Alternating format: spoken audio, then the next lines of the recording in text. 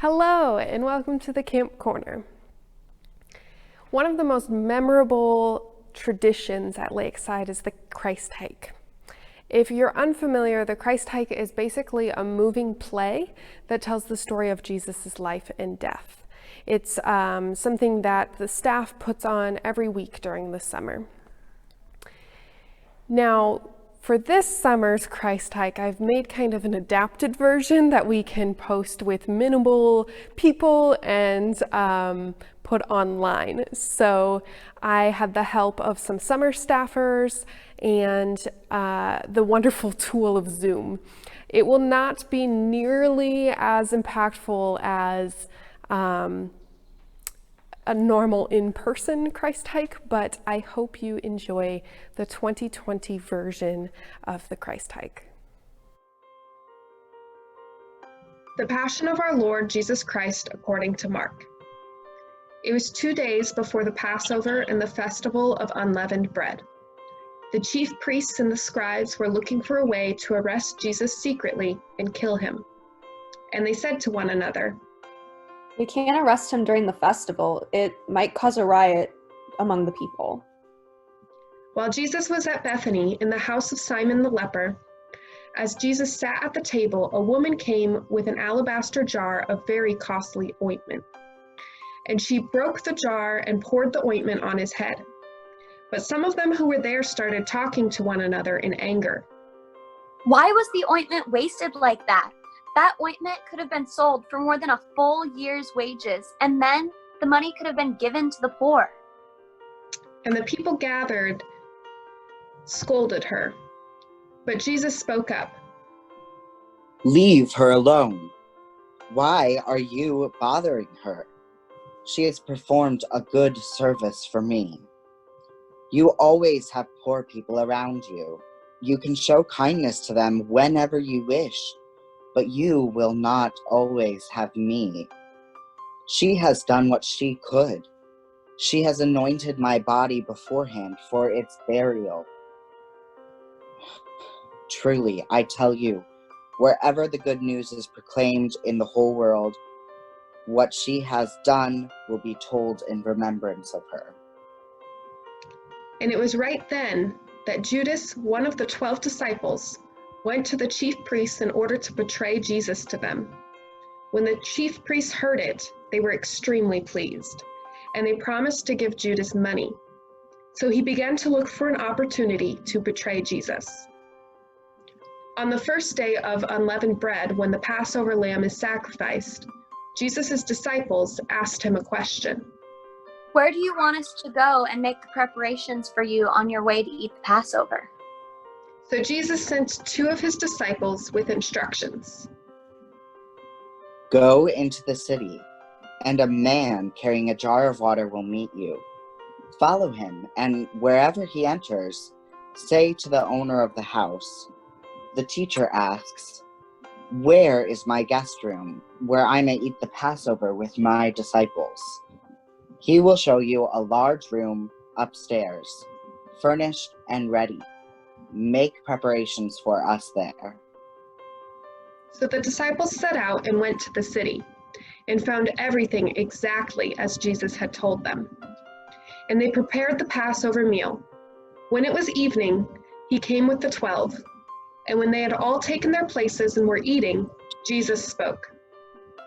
"Truly, I tell you, one of you will betray me, one who is eating with me." They began to get very distressed, and then one after another they answered him. "Surely you're not talking about me." "It is one of the 12, someone who is here dipping bread into the bowl with me. For the Son of Man goes as it is written of him. But woe to the one by whom the Son of Man is betrayed."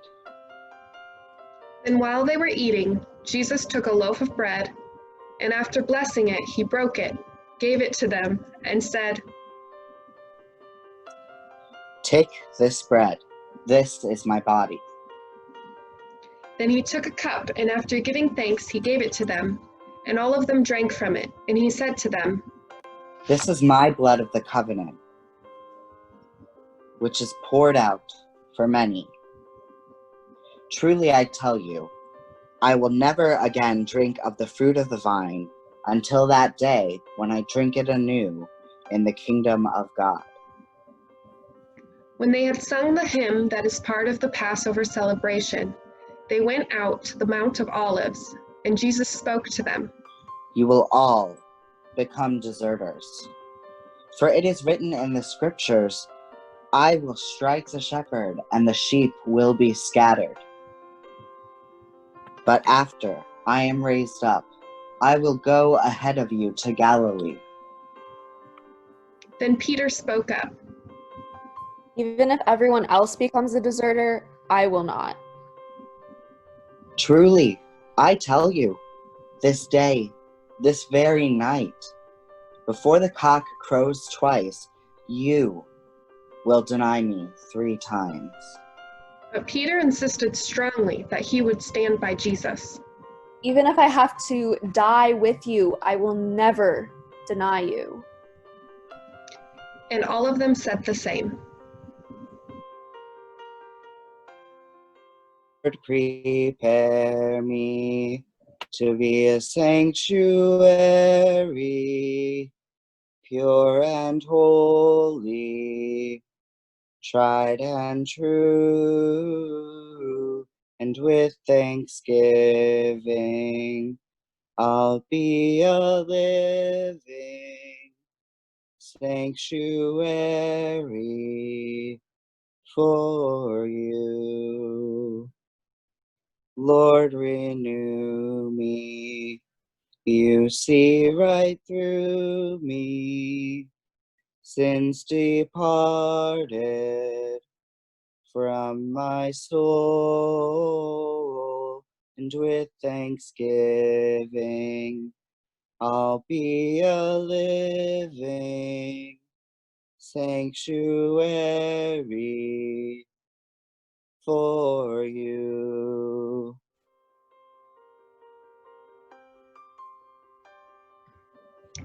They went to a place called Gethsemane, and Jesus spoke to his disciples. Sit here while I pray. He took with him Peter and James and John, and began to be distressed and agitated. And he said to them, I am deeply grieved, even so to death. Remain right here and keep awake. Jesus went on a little farther. Then he threw himself on the ground and prayed that if it were possible, the hour might pass from him. Abba, Father, through you all things are possible. Remove this cup from me, yet not what I want, but what you want. Jesus came back to the disciples and found them sleeping, and he spoke to Peter. Peter, are you asleep? Couldn't you keep awake for even 1 hour? Keep awake and pray that you will not come into the time of trial. The spirit indeed is willing, but the flesh is weak. And again, Jesus went away and prayed, saying the same words. And once more he came and found them sleeping, for their eyes were very heavy, and they did not know what to say to him. He came a third time and said to them, Are you still sleeping and taking your rest? Enough! The hour has come. The Son of Man is betrayed into the hands of sinners. Get up. Let's get going. See, my betrayer is at hand. Immediately, while Jesus was still speaking, Judas, one of the 12, arrived, and along with Judas there was a crowd with swords and clubs, sent from the chief priests, the scribes, and the elders. Now Judas, the betrayer, had given them a sign. The one I will kiss is the man. Arrest him and lead him away under guard. So when Judas came, right away he went to Jesus. Rabbi! Then Judas greeted Jesus with a kiss, and the people in the mob laid hands on Jesus and arrested him. Then Jesus spoke to the mob. Have you come out with swords and clubs to arrest me like I was some kind of criminal? Day after day I was with you in the temple teaching, and you did not arrest me. But let the scriptures be fulfilled. All of Jesus' disciples and followers deserted him and fled. They took Jesus to the high priest, and all the chief priests, the elders, and the scribes were assembled. Now the chief priests and the whole council were looking for testimony against Jesus to put him to death, but they found none. Many people gave false testimony against Jesus, but their stories didn't agree. Some people stood up and gave their false testimony against him. We heard him say, I will destroy this temple that is made with hands, and in 3 days I will build another, not made with hands. But even on this point, their testimony didn't agree. Then the high priest stood up before everyone and asked Jesus a question. Don't you have an answer? All of these people testify against you. But Jesus was silent and did not answer. Again, the high priest asked Jesus a question. Are you the Messiah, the Son of the Blessed One? I am, and you will see the Son of Man seated at the right hand of the power, and coming with the clouds of heaven. Then the high priest tore his clothes and yelled out, Why do we still need witnesses? You have heard his blasphemy. What is your decision? Everyone there condemned Jesus and said he deserved death. Some people began to spit on him. They blindfolded him and then struck him, saying to Jesus, Prophesy. Then the guards took him and beat him. While Peter was below in the courtyard, one of the bystanders noticed him. They stared at him and said in front of everyone, You were also with Jesus, the man from Nazareth. But Peter denied it. I don't even know what you're talking about. I don't understand what you're saying. And Peter left and went out into the outer court. Then the cock crowed. This man is one of them, one of the Jesus followers. But again, Peter denied it, but the bystanders persisted. You are definitely one of them, because you're a Galilean. But Peter began cursing and swore an oath. I do not know this man that you are talking about. At that moment, the cock crowed for the second time. Then Peter remembered that Jesus said to them, Before the cock crows twice, you will deny me 3 times. And Peter broke down and wept.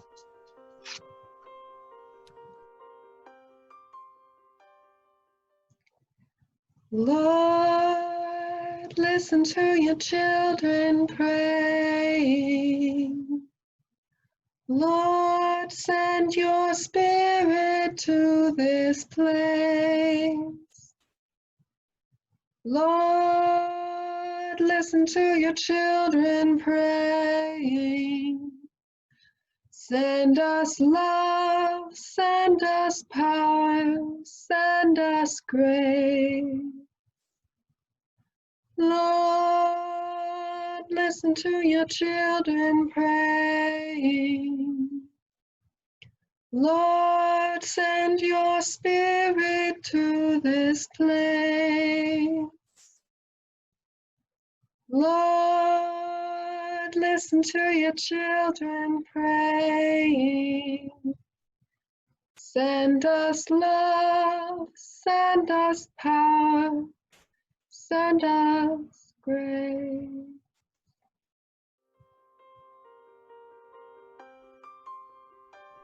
As soon as it was morning, the chief priests held a consultation with the elders and scribes and the whole council. They bound Jesus, led him away, and handed him over to Pilate. And Pilate questioned Jesus. Are you the king of the Jews? You say so. Then the chief priests accused him of many things. Pilate questioned Jesus again. Don't you have an answer? See how many charges they bring before you. But Jesus didn't make any further reply, and Pilate was amazed. Now at the time of the Jewish Passover festival, Pilate had a habit of releasing a prisoner for the sake of the crowds, anyone they asked for. And at that time, there was a man called Barabbas in prison with other rebels who had committed murder. So the crowd came together and started asking Pilate to do them a favor and follow through on his usual custom of releasing someone. Then Pilate called out to the crowd, Do you want me to release for you the King of the Jews? Pilate asked the crowds this because he realized that the reason the chief priests handed over Jesus to him was out of jealousy. But the chief priests had stirred up the crowd to have Pilate release Barabbas for them instead. Pilate called out to the crowd again. Then what do you wish me to do with this man that you call King of the Jews? The crowd shouted back, Crucify him! Crucify him! Crucify him! Crucify him! Why? What evil has he done? But they shouted all the more, Crucify him! Crucify him! Crucify him! And after flogging Jesus, he handed Jesus over to be crucified. Then the soldiers led him into the courtyard of the palace, that is, the governor's headquarters, and they called together the whole cohort. And they clothed him in a purple cloak, and after twisting some thorns into a crown, they put it on him. And they began saluting him. Hail, King of the Jews!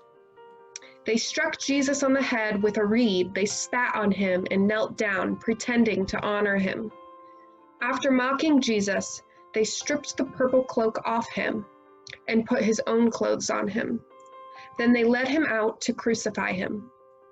There was a passerby who was coming in from the country. His name was Simon of Cyrene, the father of Alexander and Rufus. The guards compelled Simon to carry Jesus' cross. Then they brought Jesus to the place called Golgotha, which means the place of a skull. And they offered him wine mixed with myrrh, but he did not take it. And they crucified him and divided his clothes among them, casting lots to decide what each one should take. It was 9 o'clock in the morning when they crucified him. The inscription of the charge against him read, "The King of the Jews." And along with him, they crucified 2 bandits, one on his right and one on his left. Those who passed by yelled at him, Oh yeah, you who would destroy the temple and build it up in 3 days, save yourself and come down from the cross. In the same way, the chief priests, along with the scribes, were also mocking Jesus among themselves. He saved others, but he can't save himself. Let the Messiah, the King of Israel, come down from the cross now, so that we may see it and believe. Those who were crucified with him also taunted him. When it was noon, darkness came over the whole land until 3 in the afternoon. At 3 o'clock, Jesus cried out with a loud voice, my God, why have you forsaken me?" When some of the bystanders heard it, they said, Listen, he is calling for Elijah. and someone ran, filled a sponge with sour wine, put it on a stick, and gave it to him to drink. Some people were wondering what would happen next. Wait, let's see whether Elijah will come to take him down. Then Jesus gave out a loud cry and breathed his last. And the curtain of the temple was torn in 2 from top to bottom. Now when the guard who stood facing him saw that in this way he breathed his last, he spoke. Truly, this man was the Son of God.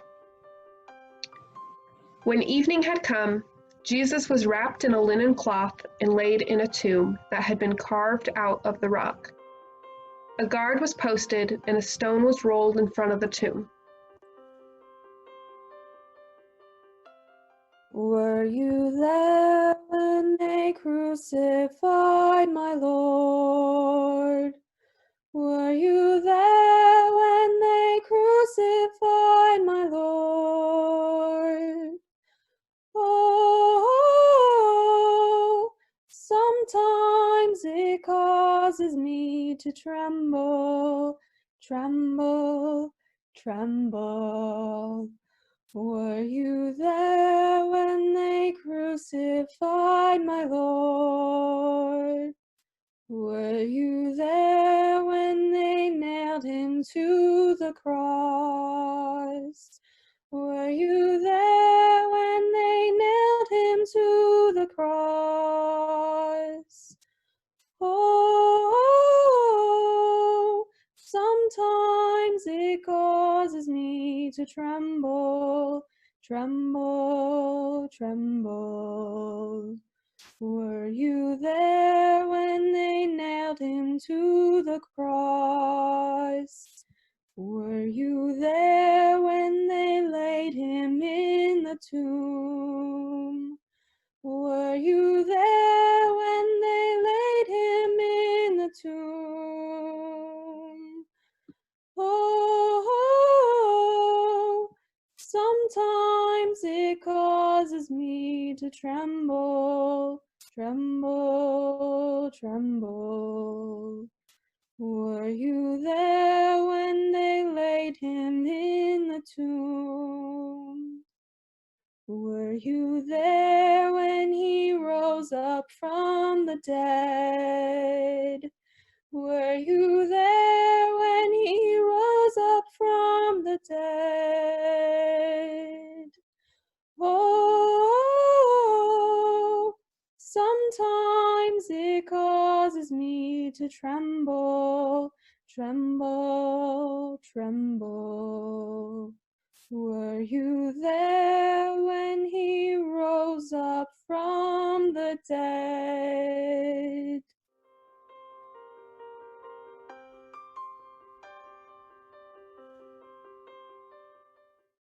Thank you for joining us today on the Camp Corner. We'll see you next time.